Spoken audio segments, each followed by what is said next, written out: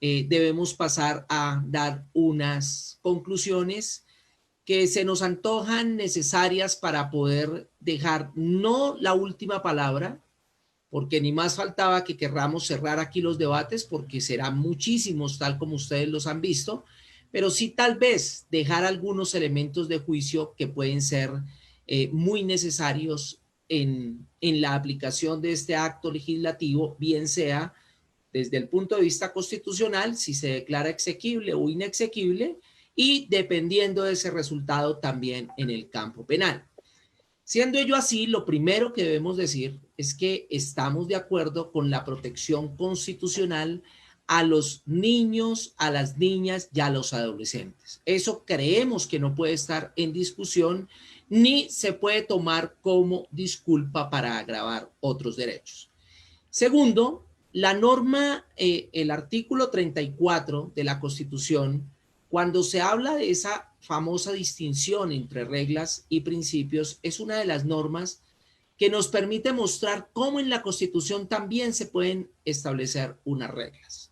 En efecto, una regla, que es una norma de estructura cerrada, que se diferencia del principio por ser una norma de estructura abierta, una norma que nos da un mandato de optimización, que se pretende efectivizar en la mayor medida posible desde lo jurídico y lo fáctico. Pero decíamos, esta norma adquiere la característica de regla porque es una norma prohibitiva. Como lo dijo el profesor Beltrán Sierra, es una norma que prohíbe penas de destierro, penas de confiscación y cadena perpetua. Esto no tiene discusión, simplemente es una prohibición en la que no debemos ingresar. Sin embargo, la norma constitucional nos va introduciendo un poco en una modulación de esa regla. Y en efecto, se establece en la norma original la posibilidad de llegar a una especie de confiscación llamada extinción de bienes. Y esa extinción de bienes se da dependiendo si se presenta por enriquecimiento ilícito o si se presenta en perjuicio del tesoro público o con un grave deterioro de la moral social. Pero en este acto legislativo además agregamos algo, y es que se agrega que la cadena perpetua se podrá presentar si llegamos a una violencia extrema contra los niños, contra las niñas, contra los adolescentes. Pero como lo dijeron todos nuestros antecesores, en particular el doctor Navarrete en su última intervención, las penas jamás pueden ser simplemente una venganza del Estado, ni pueden constituir solamente un camino de retribución. Deben ser también de carácter preventivo.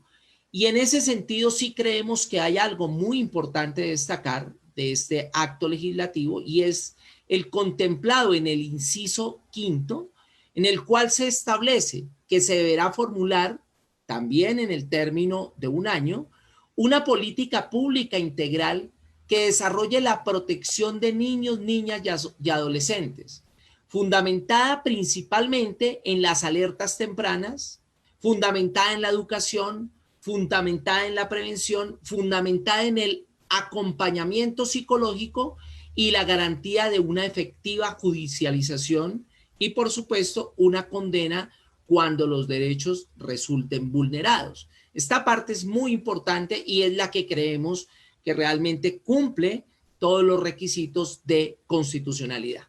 Precisamente por ello nos surgen algunas preocupaciones. La primera preocupación que nos surge es la que deriva de la consagración de una pena tal vez más benévola. Si nos atenemos a todos los fundamentos de este acto legislativo, lo que se busca es, o lo que se buscaba es endurecer las penas frente a los violadores o a los asesinos de niños. Pero encontramos, como lo han dicho también varios de los cibernautas, que es una pena que se puede revisar a los 25 años. Si la pena se puede revisar a los 25 años, para observar si se ha presentado una resocialización, podríamos estar estableciendo no una pena más severa para estas conductas, sino posiblemente una pena más benévola. Pensemos si al revisar la sentencia, la condena, a los 25 años, se puede evidenciar que la persona que incurrió en esta conducta punible cuenta con todos los elementos que desde la criminología y desde el derecho penal se establecen como elementos resocializadores. Querrá ello decir, si se puede revisar a los 25 años, que una cadena perpetua podría terminar en 25 años, cuando todos sabemos que hoy la pena puede llegar a los 25 años. Por eso no se encuentra una coherencia entre el motivo, el móvil que llevó a esta reforma constitucional y lo que finalmente puede producir.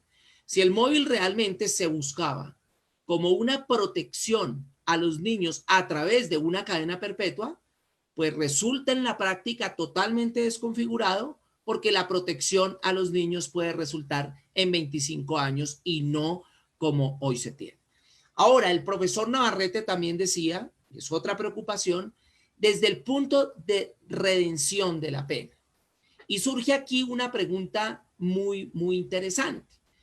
Cuando hablamos de cadena perpetua, pareciera ser que el mensaje que se nos envía es que una persona con cadena perpetua no saldrá jamás de la cárcel. Y podríamos decir que este es uno de los argumentos más falaces que se pueden establecer. Y es un argumento falaz porque valga la pena, por ejemplo, mirar lo de Carlos Leder. Carlos Leder fue condenado, si no estoy mal, a más de una cadena perpetua y hoy está en libertad. El mismo acto legislativo nos dice que después de los 25 años, si hay una revisión, la persona podría quedar en libertad. Por eso concuerdo con lo que dice el profesor Navarrete. A la redención de la pena en esto hay que tenerle mucho cuidado, porque si miramos una redención de pena en cadena perpetua, que mi opinión es que si efectivamente derivado de la cadena perpetua la gente puede recobrar su libertad, es decir, que es falso que nunca vayan a salir de la cárcel, si hay redención de pena en cadena perpetua, a partir de cuándo se debería tomar este término de redención de pena.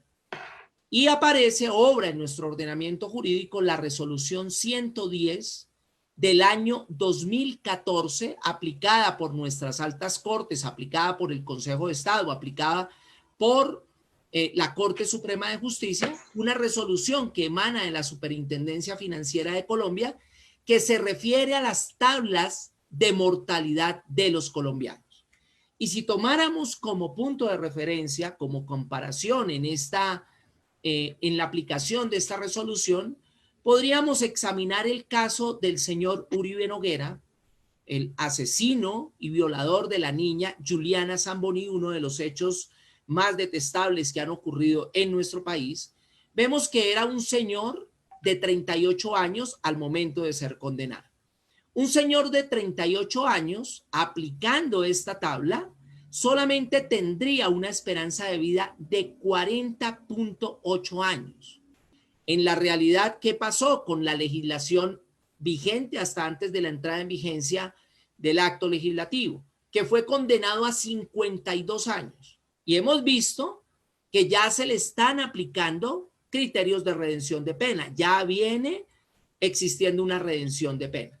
Pues, ¿qué querría decir la aplicación de este nuevo acto legislativo? Si esta teoría es cierta, por eso lo dejamos como una inquietud, porque debería ser, si resulta ser constitucional este acto legislativo, a esto el Congreso tendría que tenerle mucho cuidado, porque en ese orden de ideas, la redención de pena a él solamente se le empezaría a aplicar a partir de los 40.8 años y no a partir de los 52 años de condena. Lo que quiere decir que en vez de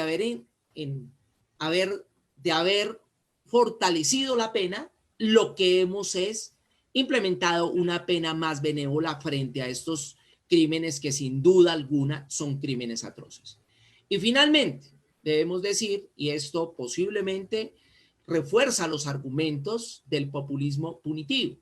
Esta misma tabla, la 110 de 2014, establece la mortalidad de los colombianos, determina que una persona, un hombre de 18 años, que es el momento a partir del cual es imputable para el derecho penal, su esperanza de vida es de 59.4 años y la máxima pena era de 60.